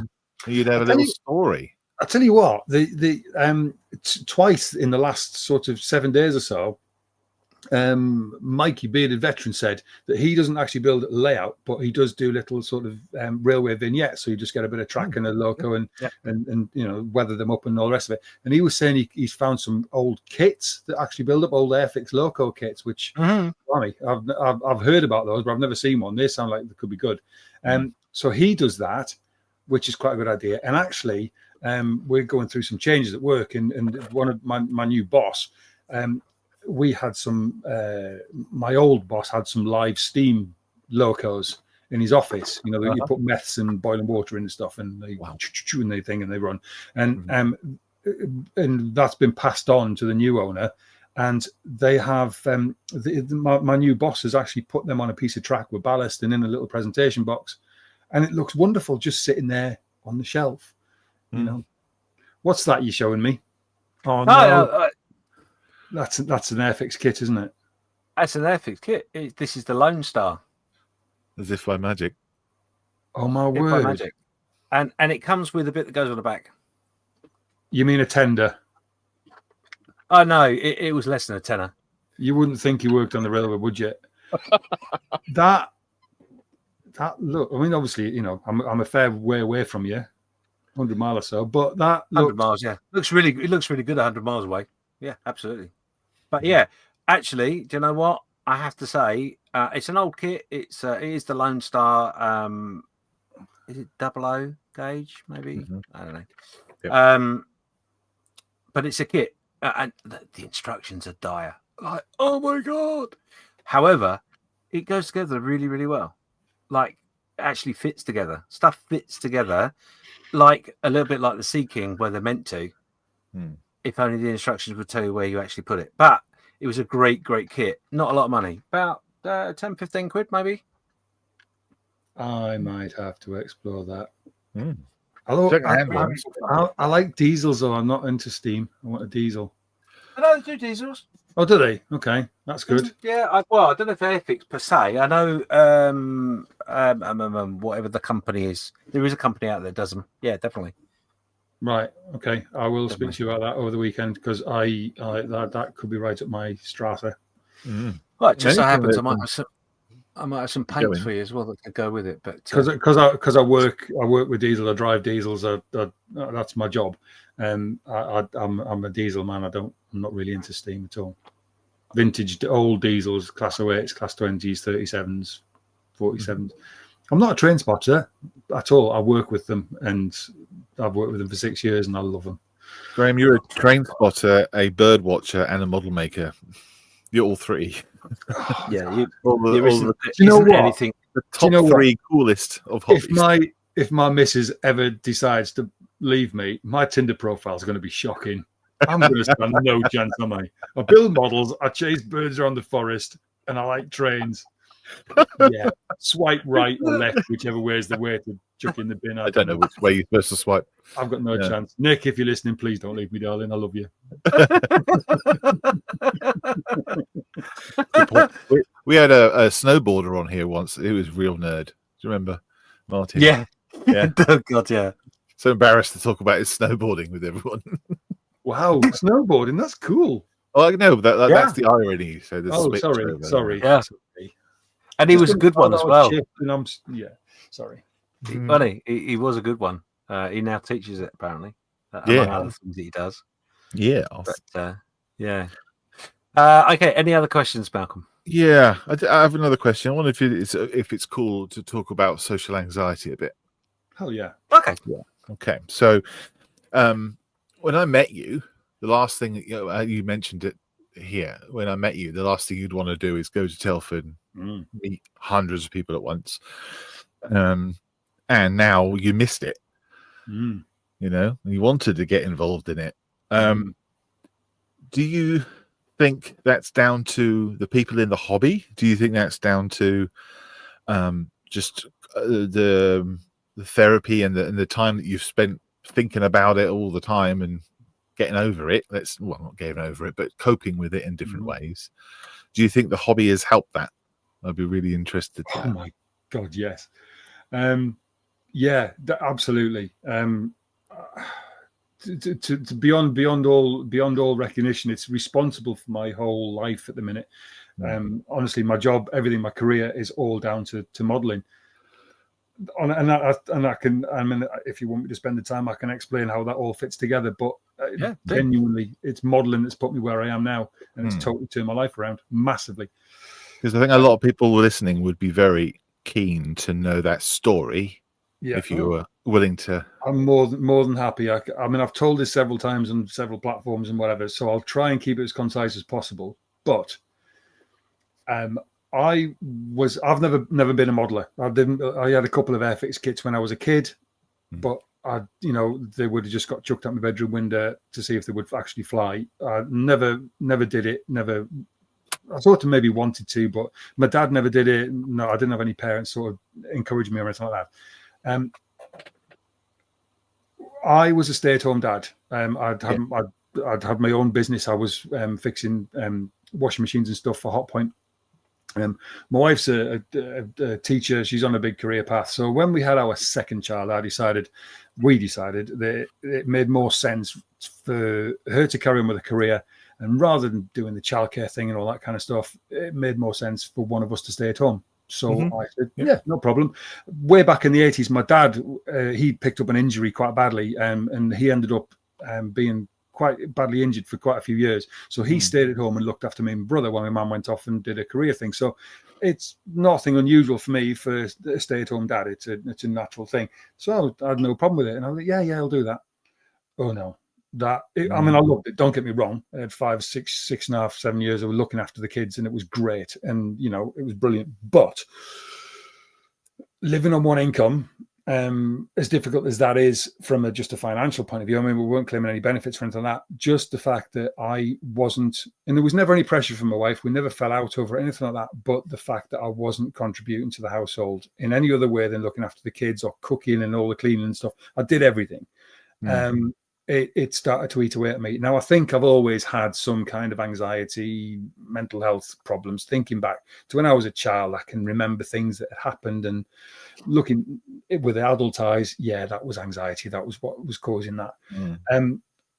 But being at home and not feeling like I was contributing got me, and it really got me hard. Yeah. And I started to go downhill quite quickly. I didn't know it at the time. I did the typical blokey thing, and oh no, I'm all right. I know what I'm doing. And I was just not a nice person to be around. I was getting angry at the missus all the time. I was getting angry at the kids. I just wasn't a nice person to be around, and it was all because of this and the fact that I wouldn't do it. And then I move away from that sad stuff onto the happier stuff. So it's my little boy, our eldest boy now, he's now 18 almost. So it must have been his 10th birthday. And we'd ordered this massive Lego kit for him, one of these big Ninjago castle things. And it was the day before his birthday, and it hadn't arrived. And obviously I was at home. My wife phoned me and said, "Has the parcel come?" And I said, "No." She went, "Well, we're going to have to get him something else. We can't just not give him any." Oh, he obviously had some other little bits, but this was his main present. She said, "Just get him something else." And I was like, "What?" And she just went, "I don't know, anything." And I said, "But what?" She went, "A model kit." Now, if you speak to her to this day, she won't know what she meant by a model kit. That was just something that came off her. And of course, I went back to 7 years old, sitting at the kitchen table with an Airfix kit that my granddad had given me for my birthday. And that's what I thought about. So I jumped on the internet, Hobbycraft, Chesterfield. They sell them. I'll go and buy one of those. And as I was driving up, I thought, tell you what, I'll buy two. And then I'll build it with my lad. Wow. And that was it. It was supposed to be a group build with my boy. But of course, by the time I got home, knock on the door, this massive Lego kit turned up. So on his birthday, he was presented with this little red box with a Focke-Wulf 190, FW190 on the front that he didn't know what the hell it was. And it was about that big. And then this massive box of Lego Ninjago. So you can obviously tell what a 10-year-old wanted to build. So I said, "Don't worry, mate. You go and do that. I'll go on YouTube and see if I can get some tips on how to build a model." Yeah. Now, I've not got a little white fluffy tail, and I don't bang my back legs around, but I know how a rabbit feels because I went down its hole. I just disappeared. Woof, gone. And that was it. I watched there was a guy on YouTube. I don't even know if he's still going. There was a guy on YouTube building that kit. And I watched the build right the way through, and I went, right, okay, I can do that. And then I watched another video and another video and another video. And before I knew it, I'd started building models. And I just sat in the table in my guest room, and I came downstairs one night, and my missus just went, "Are you enjoying that?" I said, "Yeah, it's good." And she went, "You're a different person when you come out of that room." And I kind of just laughed and went, "Yeah, whatever." And then I started thinking, and I realized that when I was feeling anxious, when I was feeling depressed, if I went and sat at my bench and stuck some plastic together or whacked some paint on and chatted with people, I felt so much better and everything had gone. And as soon as I realized that was my therapy, and Nick realized that, and we were like, this is what I need to do. This is working for me. And as I say, I jump into hobbies and out of hobbies, but this was something that I just kept going. And within a few months, I had this built. Yes. I didn't go into it by half. I've got a 10-foot by 12-foot summer house in the garden just for me to build models in. Yeah, I know. That inspired mine. Yeah, exactly.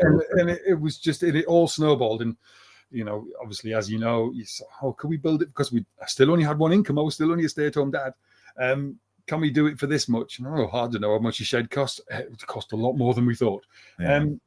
But that's when this all started getting serious then, that I was coming in, and I was coming in here every day after I'd sorted the kids out and done the cleaning and cooked the dinner for the night or whatever. I was coming in here, and there was a network of people that I could just jump online and chat to. So I'd be chatting, I'd be building, I'd be forgetting all of the horrible stuff that was going on in my head.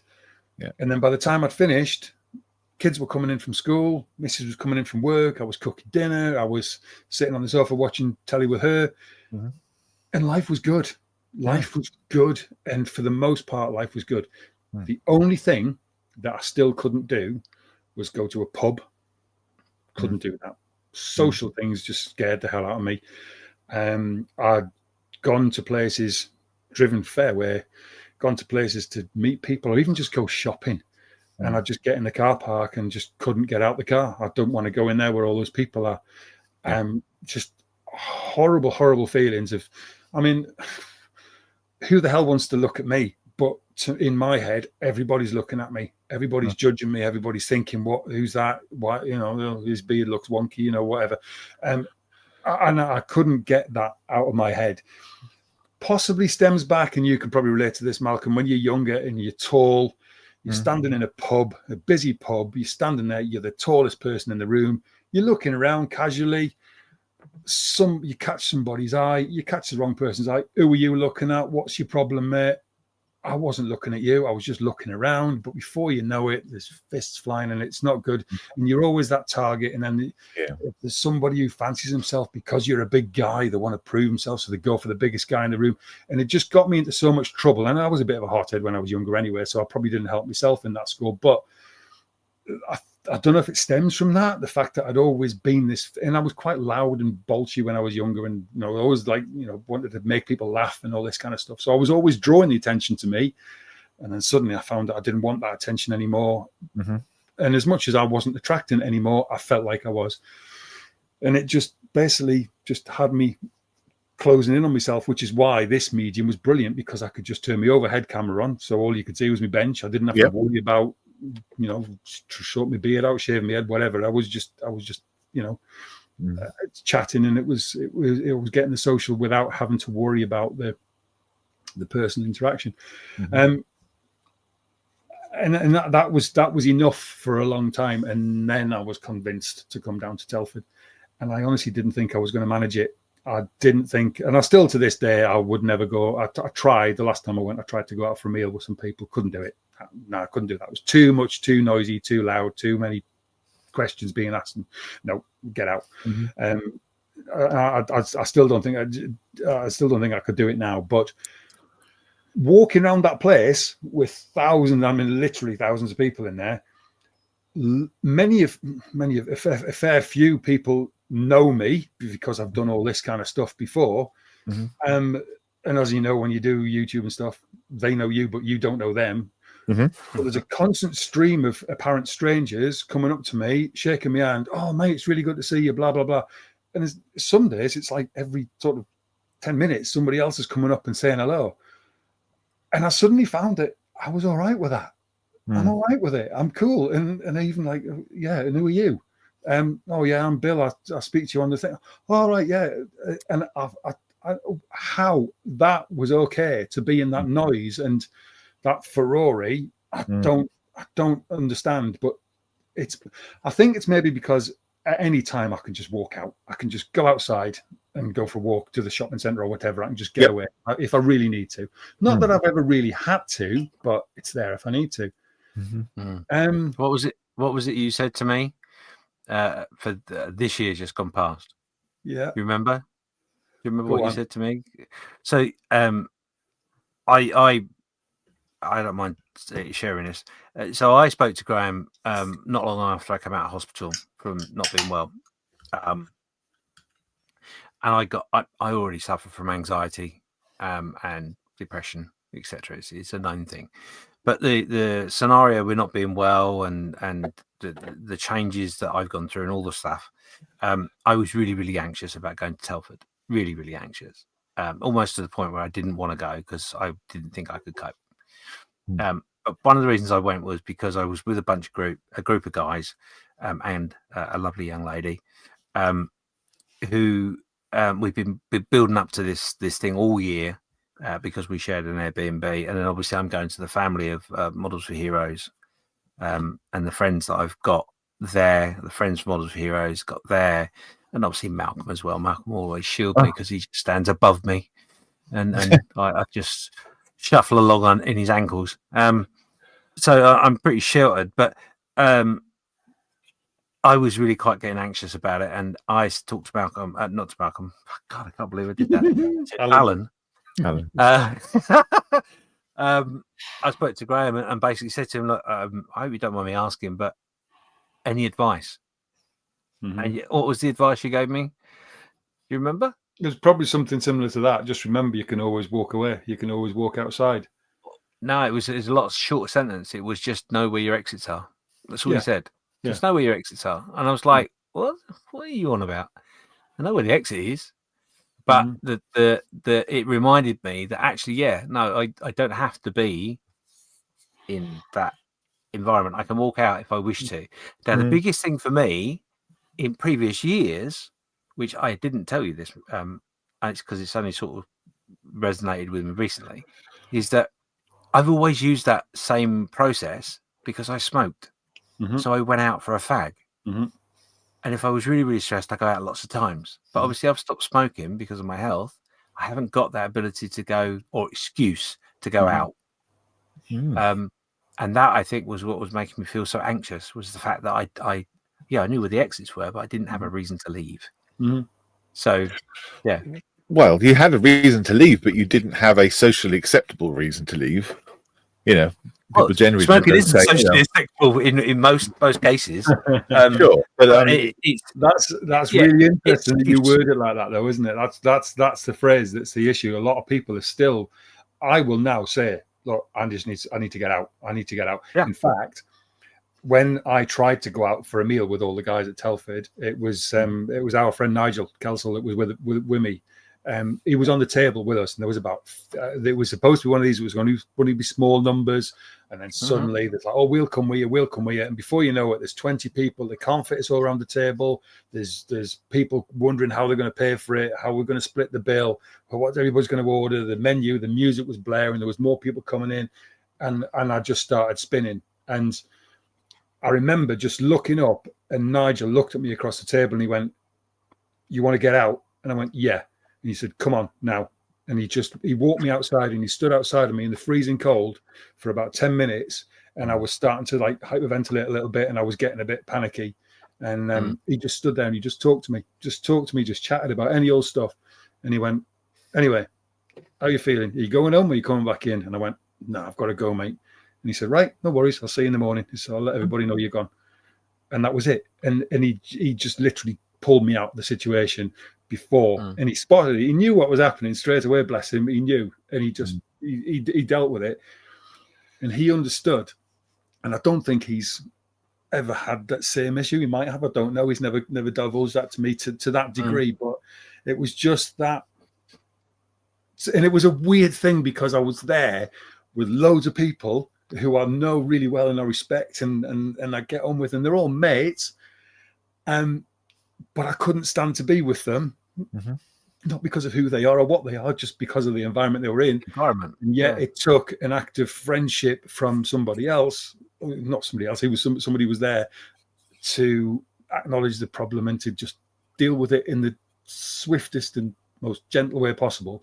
And it was a good little moment. So I just buggered off back to my Airbnb on my own and sat there with a McDonald's, feeling all sad and sorry for myself and wishing I'd just driven home in the first place and not spent 80 quid on a shed in somebody's garden, which is literally what I was saying. It was almost like coming home.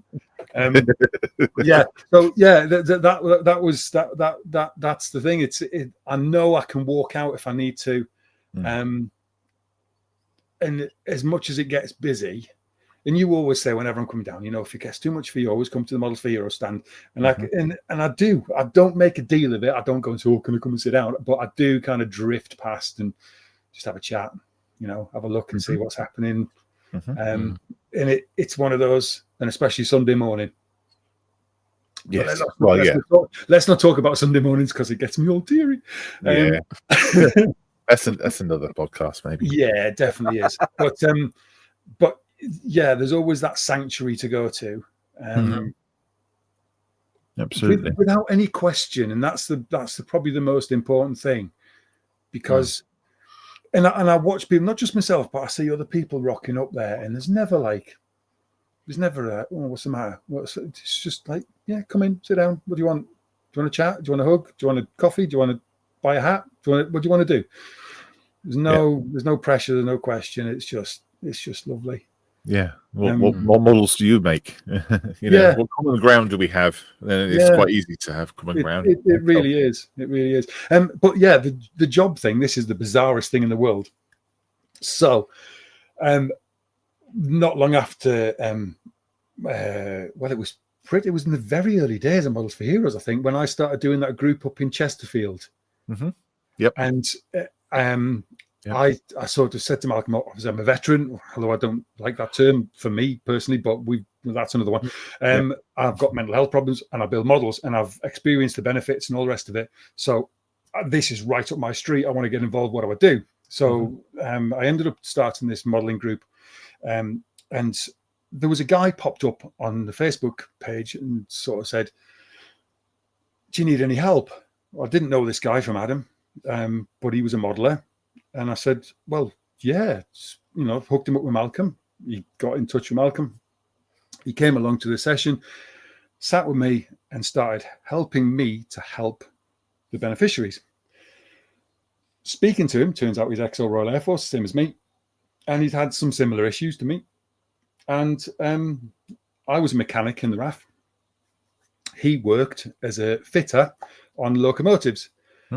And he said, he got a bit about my story. And I said I was struggling to get employment because one of the things that I couldn't do was fill out an application form for a job. I had tried filling out, even like to go to Tesco's on the night shift, doing this shelf stacking and stuff.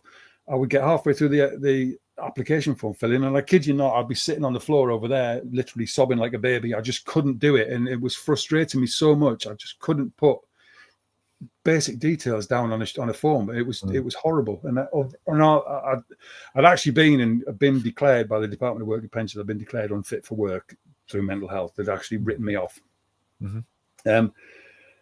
So anyway, Andy sort of sat there with me and he said, I can get you a job, we need fitters. And I was like, I'm not a fitter, I'm a mechanic, I'm not that highly qualified. And he was like, no, we can get you a job.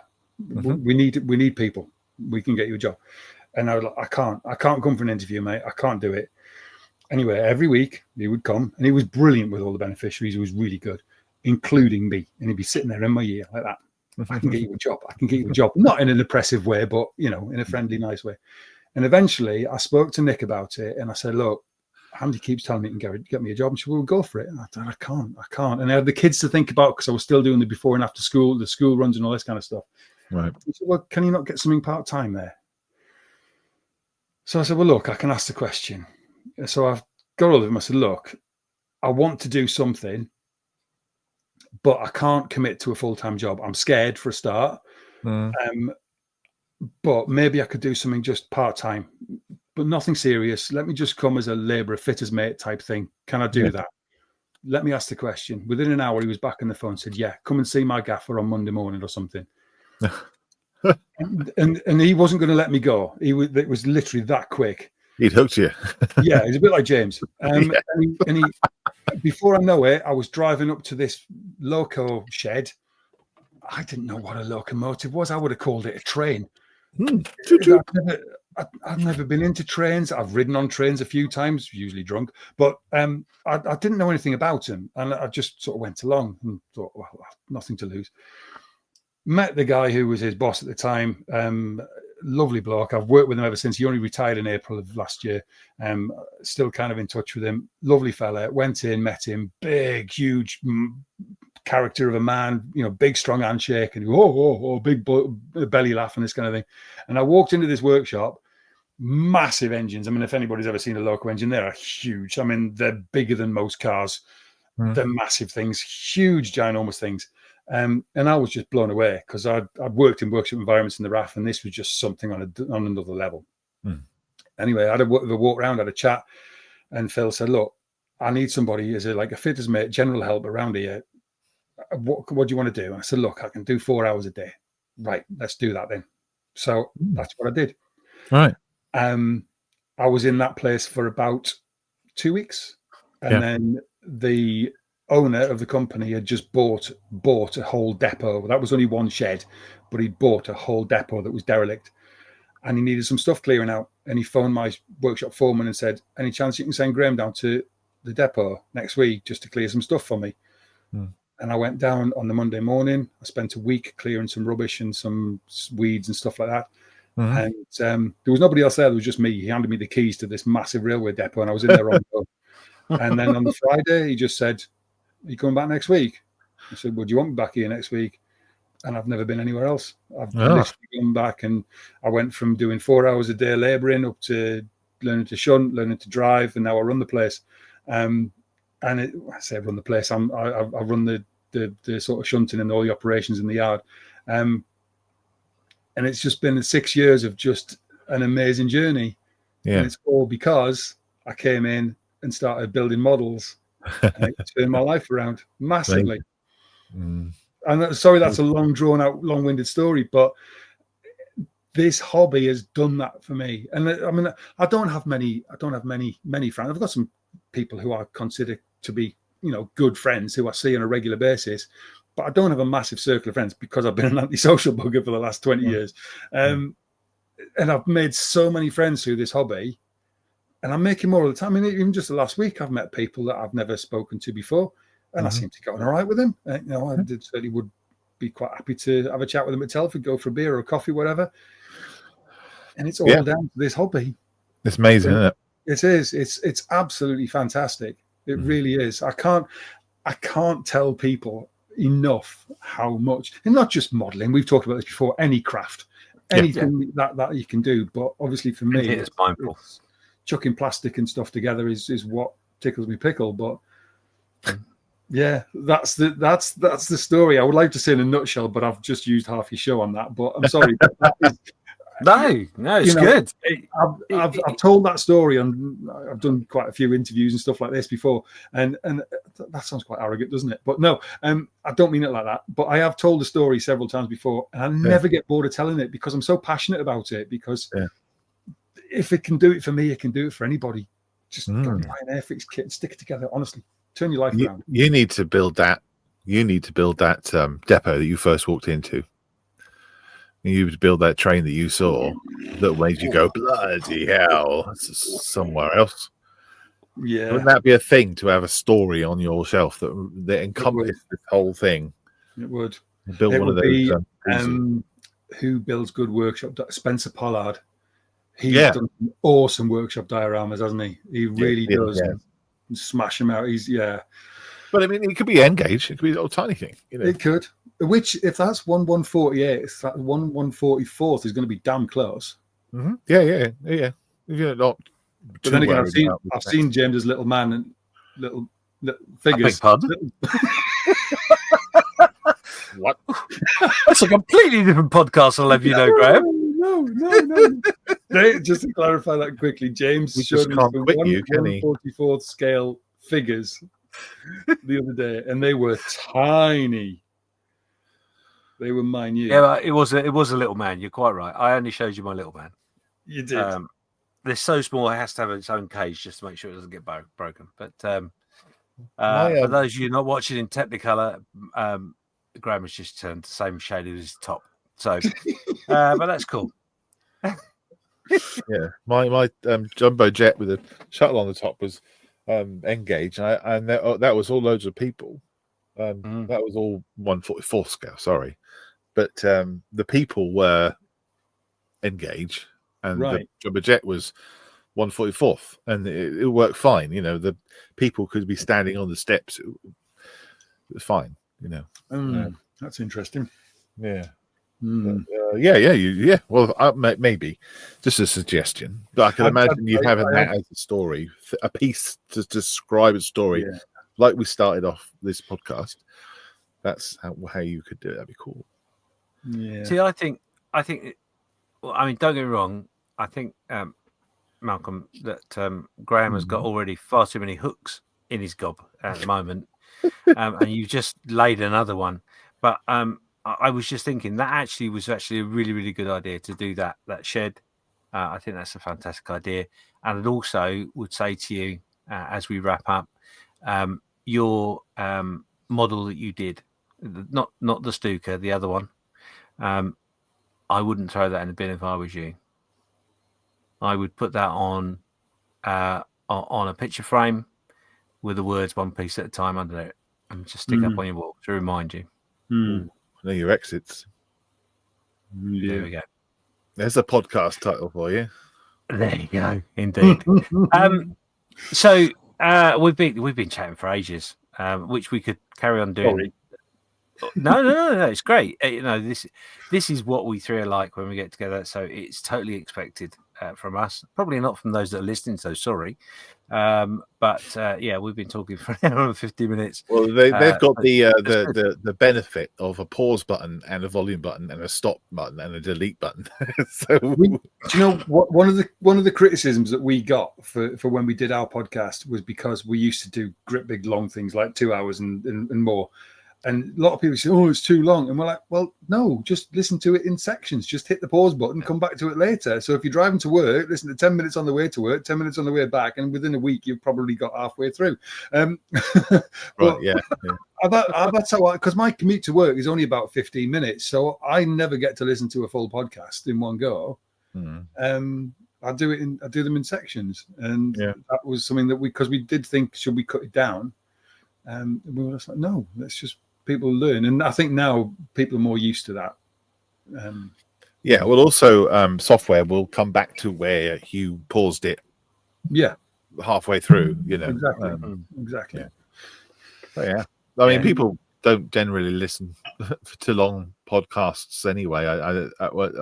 My experience was that people would listen to short ones because their commute would be a half an hour or something, and then that would work for them. There's a guy we used to talk to who said that our podcasts were like 48 minutes or so, and he knew that when the music came on at the end, he knew that he was about to get to work, and usually be pulling into the car park once we've finished. Well, not for this one. This one's gonna be a much longer one, but that's fine. It is what it is. We don't sit there and plan to minute. If it turns out to be a long one, then great. If it turns out to be a short one, then great. No, I know. When I've a couple of the other shows that I've been on, and I always said it myself when I was interviewing people for the shows that I've done. I would much rather hear people talking than just sitting there giving one-word answers, because that doesn't make good radio. That's not the idea of an interview, is it? If you want to do an interview where you go, well, I can ask you this question, and I'd like you to answer it in syllables, please. It's not really an interview. So, let's not worry about that. That is a good segue for us to wrap things up. It's been an absolute joy to spend time with you. It's great to see you back at the bench and enthused. Long it may last. But you are an inspiration to many and have been for many years, but also now I think you should be an inspiration to yourself and allow yourself the flexibility to do what you want to do and how you want to do it without getting too stressed over it. So thank you so much for being with us. Thank you. It's been an absolute privilege. Malcolm, is there anything you want to say to wrap things up on your side? No, it's brilliant seeing you back, seeing you smiling. It's good. Yeah, definitely. It's definitely a good thing, and it's a pleasure to spend some time with you two, as always. Of course, you lucky thing.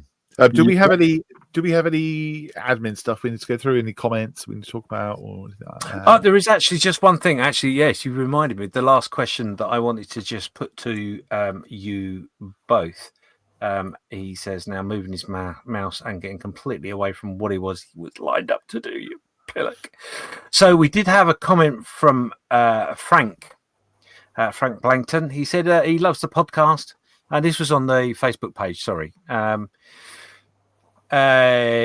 He said this is when I changed the cover picture to the Facebook page. He said, I love the podcast. Need to know more about biscuits, what you call cookies. Are digestives or cakes? How many times flavors or your favorites are there? This was quite interesting because I read it and thought, oh, well, they're not cakes. Digestives are not cakes, and that's a whole podcast in itself. But they're not cookies either. No. But he was quickly interjected by Justin, who beat me to it, who explained to him that us Brits had things in all biscuits, caps. basic, which should be, yeah, all caps. Ignore those Brits. They're basically cookies, but he said he'd spent 40 or 30 or 40 bucks on a box of biscuits, effectively. And he was busily munching his way through ginger nuts. Oh, Okay. Which no, I thought there's an was... underrated biscuit. Oh, God. We can delete that bit, yeah? No. Yeah, we can edit that out. That's fine. Never mind. That was a good podcast, and then he ruined it right at the end. Justice Yeah, for right, gingers. Nuts. Just,